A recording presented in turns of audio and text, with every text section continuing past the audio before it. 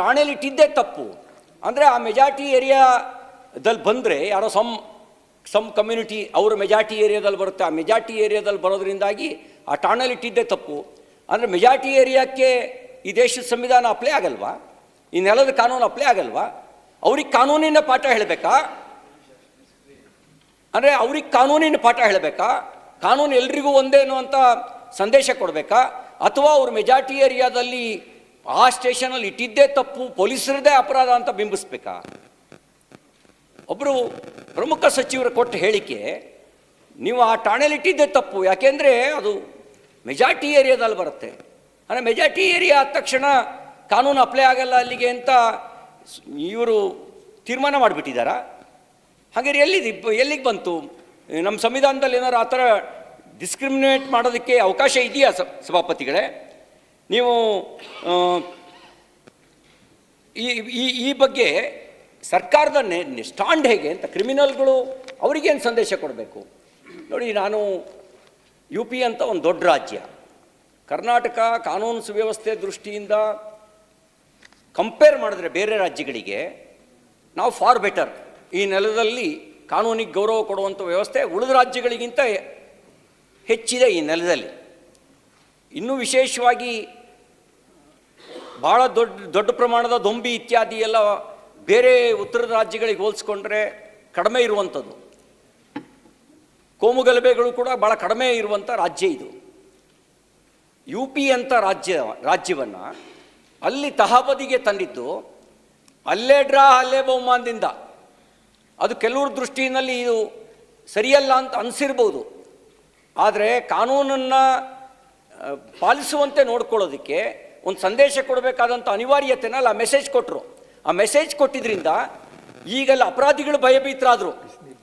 ಉತ್ತರ ಪ್ರದೇಶದ ರಾಜ್ಯಗಳಲ್ಲಿ ಅಪರಾಧಿಗಳು ಭಯಭೀತರಾಗಿ ಆ ಉತ್ತರ ಪ್ರದೇಶದಂಥ ರಾಜ್ಯದಲ್ಲಿ ಹೆದರಿ ನಡುಕ್ತಾರೆ. ಎಷ್ಟೋ ಜನ ನಮಗೆ ಜೈಲಿಂದ ಹೊರಗೆ ಬಂದರೆ ನಾವು ಬದುಕೋದೇ ಕಷ್ಟ, ನಾವು ಜೈಲಲ್ಲೇ ಇಟ್ಬಿಡ್ರಿ ಅಂತಾರೆ. ಸಾಲಾಗಿ ಬಂದು ಕ್ರಿಮಿನಲ್ಗಳು ಬಂದು ಸರೆಂಡರ್ ಆದರು ಒಂದು ಎಚ್ಚರಿಕೆಗೆ. ಇಲ್ಲೇನಾಗ್ತಾ ಇದೆ? ಇಲ್ಲಿ ಕ್ರಿಮಿನಲ್ಗಳಿಗೆ ರಕ್ಷಣೆ ಸಿಗುತ್ತೆ ಅನ್ನುವಂಥ ಒಂದು ರಾಜಕೀಯ ವ್ಯವಸ್ಥೆ ನಿರ್ಮಾಣ ಆದರೆ ಪರಿಣಾಮ ಏನಾಗ್ಬೋದು ಸಭಾಪತಿಗಳೇ? ಏನಾಗ್ಬೋದು ಪರಿಣಾಮ? ಇದನ್ನು ನಾವು ಸಮರ್ಥನೆ ಮಾಡ್ಕೊಳ್ಳೋಕ್ಕೆ ಬರುತ್ತಾ? ಇದನ್ನು ನಾವು ಸುವ್ಯವಸ್ಥಿತ ಆಡಳಿತ ಅಂತೇಳಿ ಹೇಳಕ್ಕೆ ಬರುತ್ತಾ? ಕಾನೂನು ಸುವ್ಯವಸ್ಥೆ ಇದಕ್ಕೆ ನಾವು ರೋಲ್ ಮಾಡೆಲ್ ಅಂತ ಹೇಳಕ್ಕೆ ಬರುತ್ತಾ ಸಭಾಪತಿಗಳೇ? ಅದಕ್ಕೆ ನಾನು ಹೇಳೋದೇನು ಅಂತ ಹೇಳಿದ್ರೆ, ನಾವು ಕ್ರಿಮಿನಲ್ಗಳನ್ನು ಕ್ರಿಮಿನಲ್ಗಳ ಥರ ನೋಡಬೇಕು.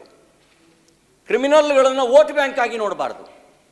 ನಾನು ಇಡೀ ಒಂದು ಸಮುದಾಯದ ದೃಷ್ಟಿಯಿಂದ ಹೇಳ್ತಾ ಇಲ್ಲ, ಹೇಗೆ ನಡ್ಕೊಳ್ತೀವಿ ಅಂತ. DJ ಹೇಳಲಿಕ್ಕೆ ಜೈಲಿಗೆ ಊರಿಗೆ ಬೆಂಕಿ ಹಾಕಿದ್ರು, ಒಂದು ವಾಟ್ಸಪ್ ಸಂದೇಶ. ಒಬ್ಬ ಶಾಸಕನ, ಅದರಲ್ಲೂ ದಲಿತ ಶಾಸಕನ ಮನೆಯನ್ನೇ ಸುಟ್ಟರು, ಒಂದು ವಾಟ್ಸಪ್ ಸಂದೇಶ.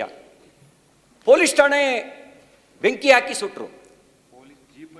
ಇಲ್ಲಿ ಪೊಲೀಸ್ ಠಾಣೆ 200ಕ್ಕೂ ಹೆಚ್ಚು ಅಂಗಡಿ, ವಾಹನ ಇದೆಲ್ಲವನ್ನು ಬೆಂಕಿ ಹಾಕಿ ಸುಟ್ಟರು, ಮನೆಗಳನ್ನು ಸುಟ್ಟರು, ಒಂದು ಸಣ್ಣ ಸಂದೇಶದ ಕಾರಣಕ್ಕೆ. ಅಂದರೆ ಇಂಟಾಲರೆನ್ಸ್ ಅನ್ನೋದು ಆ ಮತದಲ್ಲಿದೆಯೋ, ಇಂಟಾಲರೆನ್ಸು ಆ ಮತವನ್ನು ಧಾರಣೆ ಮಾಡ್ಕೊಂಡವರಲ್ಲಿದೆಯಾ? ಅವ್ರಿಗೆ ನಾವು ಕಾನೂನಿನ ಪಾಠ ಹೇಳಬೇಕಲ್ಲ. ಕೆಲವರು ಶಿಫಾರಸ್ ಪತ್ರ ಬರೆದ್ರು, ಅವ್ರ ಕೇಸುಗಳನ್ನು ವಾಪಸ್ ತೆಗಿಬೇಕು ನೀವು, ಅಮಾಯಕರು ಅವರೆಲ್ಲರೂ.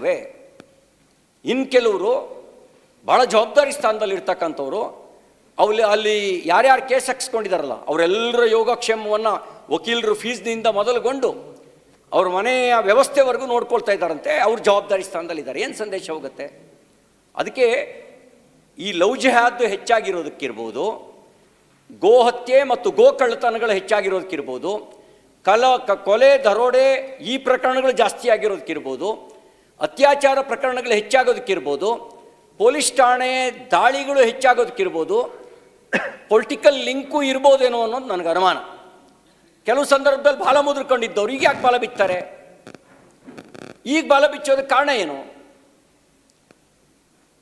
ಈಗ ಬಾಲ ಬಿಚ್ಚೋದಕ್ಕೆ ಇಂಥದ್ದು ಯಾವುದೋ ಹಿನ್ನೆಲೆ ಇದೆಯೇನೋ ಅಂತ ನನಗೆ ಅನ್ನಿಸ್ತಾ ಇದೆ ಸಭಾಪತಿಗಳು.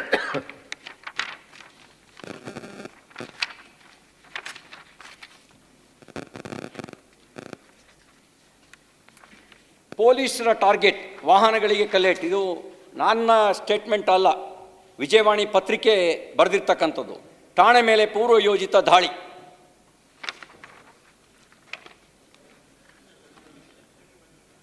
ಸಾವಿರ ಮಂದಿ ವಿರುದ್ಧ FIR. ಎಷ್ಟು ಜನರು ಬಂದ